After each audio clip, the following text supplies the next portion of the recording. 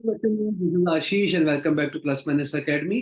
तो आज हम लोग स्टार्ट करने वाले हैं ऑल इन 10 वाला सीरीज। ऑल इन 10 वाली सीरीज का बेसिक ऑब्जेक्टिव क्या है कि अगर मुझे किसी भी चैप्टर का प्रिपरेशन करना है या फिर मुझे रिवीजन करना है, बिकॉज अगर देखा जाए तो मेरे पास 4 महीने हैं जब मेरा जेई मेंस आने वाला है। तो इन 4 महीने में जो कुछ भी मैंने पिछले 1.5 साल 2 साल में पढ़ा है उसको मैं फटाफट से अगर रिवाइज करना है, तो मेरा ऑब्जेक्टिव ये है क्यों ना हम 10 क्वेश्चंस को पकड़े। उन 10 क्वेश्चन के थ्रू हम जो 10 इंपॉर्टेंट कंसेप्ट हैं जो उस चैप्टर को पूरा का पूरा सर्कमस्क्राइब करते हैं उसको रिवाइज कर लें, ताकि कम से कम टाइम में मैं क्विकली अपने सारे के सारे कंसेप्ट को रिवाइज कर पाऊंगा। सो उसी मूवमेंट, उसी थॉट के साथ में ये सीरीज हमने बनाया है। तो आज हम जिस चैप्टर की बात करने वाले हैं वो है डेफिनेट इंटीग्रेशन। तो आज उसका पहला क्वेश्चन देखते हैं कि पूरा का पूरा चैप्टर में 10 अलग अलग क्वेश्चंस के थ्रू आप लोगों को समझाता जाऊंगा। आप लोग मुझे फॉलो करते जाएं और हर एक चैप्टर को रिवाइज करते जाएं as far as JEE Mains is concern. Advance के लिए हम दोबारा से आएंगे जब जेई मेंस खत्म हो जाएगा, बट अभी हमारा प्राइमरी फोकस है सिर्फ जेई मेंस के ऊपर। So without wasting any more time, let us start with the very first question. As I said, chapter would be definite integration. जो पहला क्वेश्चन है वो क्या बोल रहा है, इस तरह का इंटीग्रल मेरे पास आ जाता है माइनस हाफ से half box of x plus l n of 1 + x/1 - x। ये सारे के सारे क्वेश्चंस ना जो मैंने पिक किए हैं, ये सारे के सारे क्वेश्चंस एनटीए के ही क्वेश्चंस है जो उन्होंने अपने अलग अलग मॉक टेस्ट या अलग अलग टेस्ट में शेयर किए हैं या फिर दिए हैं बच्चों को। वहीं से हमने रैंडम रैंडम पिक किए हैं। तो ये पहले वाले क्वेश्चन को अगर अपन देखें, -a से a का लिमिट है बॉक्स एक्स। देखो पहला ट्रिक, कैलकुलस में जब भी बॉक्स आ जाए, सिग्नम आ जाए, मॉडुलस आ जाए, फ्रैक्शन पार्ट आ जाए, यहाँ पे आपको ऑब्जेक्टिव क्या लगाना होता है कि पहले आप इन सिंबल्स को सिंप्लीफाई करो, बिकॉज जब तक ये सिंप्लीफाई नहीं होंगे तब तक अपन सॉल्व नहीं कर पाएंगे। तो मैं इस इंटीग्रल को देखो कैसे सॉल्व करूंगा। मैं इसको दो पार्ट में ब्रेक कर देता हूँ, माइनस हाफ से हाफ, ताकि बॉक्स एक्स की कहानी को अलग से देखा जाएगा, बिकॉज बॉक्स एक्स को मुझे ब्रेक कराना पड़ेगा। दूसरे वाले में कोई बॉक्स या मॉडुलस नहीं है, तो उसको अपन यहाँ पे l n of 1 + x/1 - x as it is लिख लेते हैं dx। राइट। तो मुझे इसको सॉल्व करना है यहाँ पे। अब अगर मैं इस क्वेश्चन को दो पार्ट में ब्रेक करा चुका हूँ, अब इस पहले वाले पार्ट को देखते हैं। बॉक्स एक्स है, बॉक्स एक्स को ब्रेक करना पड़ेगा। बॉक्स एक्स की कहानी क्या होती है, हर इंटीग्रल पार्ट पे वो अपना नेचर चेंज कर रहा होता है। 0 से 1 में अगर आप एक्स लोगे तो बॉक्स एक्स 0 आ जाता है, 1 से 2 में 1 आ जाता है, -1 से 0 में ये आपका -1 आ जाता है, एंड सो ऑन। तो अगर मुझे इस बॉक्स एक्स को सिंप्लीफाई करना है तो माइनस हाफ से हाफ की लिमिट को भी दो पार्ट में ब्रेक करना पड़ेगा, दैट इज -1/2 से 0। बिकॉज -1/2 से 0 में बॉक्स एक्स अलग बिहेवियर दे रहा होगा और 0 से हाफ में ये अलग बिहेवियर फॉलो कर रहा होगा।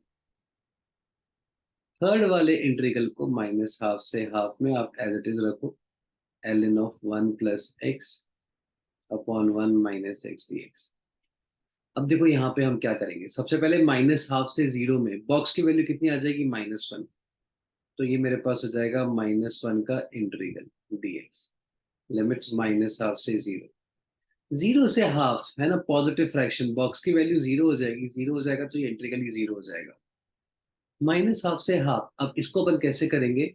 अगर तुम्हें याद हो तो हमने एक ऐसा प्रॉपर्टी किया था -a से a f(x) dx, उसी का यहाँ पे यूज होगा।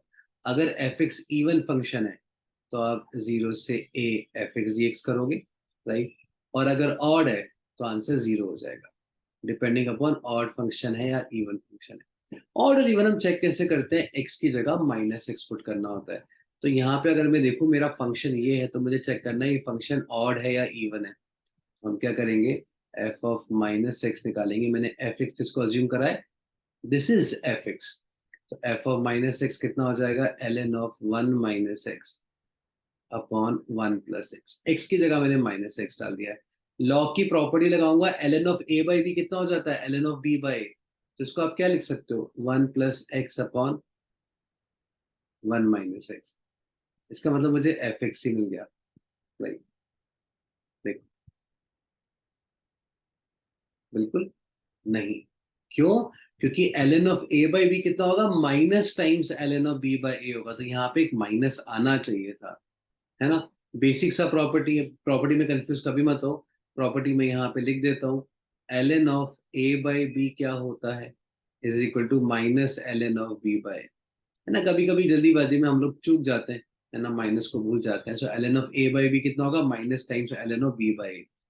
तो ये मेरे पास ऑड फंक्शन बन गया, ऑड फंक्शन बन गया, तो इसकी वैल्यू भी मुझे मालूम है, ये तो जीरो चला गया, ये भी जीरो है, ये भी जीरो है, बस इसको सिंप्लीफाई करना है। तो इसको इवेल्युएट करते हैं, जो आंसर आएगा वही मेरा फाइनल आंसर है। तो ये हो जाएगा माइनस एक्स, लिमिट जाएंगी माइनस हाफ से जीरो, पहले आप अपर लिमिट डालोगे माइनस एक्स में, सो जीरो माइनस, फिर लोअर लिमिट डालोगे, दैट इज माइनस हाफ। ये हो जाएगा प्लस हाफ मल्टीप्लाई होगा माइनस से, तो minus half. My final answer is minus half. और अगर गौर से देखोगे तो तुम्हें ऑप्शन में दिखेगा option number A, which is the correct answer. ना इस पर्टिकुलर क्वेश्चन में अगर हम देखें तो हमने बहुत सारी चीजें यहाँ पे सीखी, बहुत सारी प्रॉपर्टी सीखी। हमने ये सीखा कि ए से बी की लिमिट को आप ब्रेक करा सकते हो। बॉक्स, मॉड, सिग्नम, ये जब भी आते हैं तो मेक श्योर आप इनको सिंप्लीफाई करो, बिकॉज इनको सिंप्लीफाई किए बिना ना तो हम डिफरेंशिएट कर सकते हैं, ना उसको इंटीग्रेट कर सकते हैं। सो कैलकुलस में जब भी आएगा तो सबसे पहला गोल्डन रूल क्या है कि उनको हटाओ, उनको सिंप्लीफाई करो। मॉड नहीं चाहिए हमें, बॉक्स नहीं चाहिए, सिग्नम नहीं चाहिए। एंड हमने और प्रॉपर्टी देखी, माइनस ए से a f x g x का आंसर जीरो होता है अगर फंक्शन ऑड है, तो इवन है तो twice of zero to a f x g x हो जाएगा। L n of a by b is equal to minus times l n of b by a. तो ये सारे के सारे कंसेप्ट हमें क्वेश्चन को सॉल्व करने में हेल्प करते हैं। याद रखो, ध्यान रखो, मैं अगले क्वेश्चन में तुमसे फिर मिलूंगा। तब तक के लिए tata bye bye and enjoy your preparation.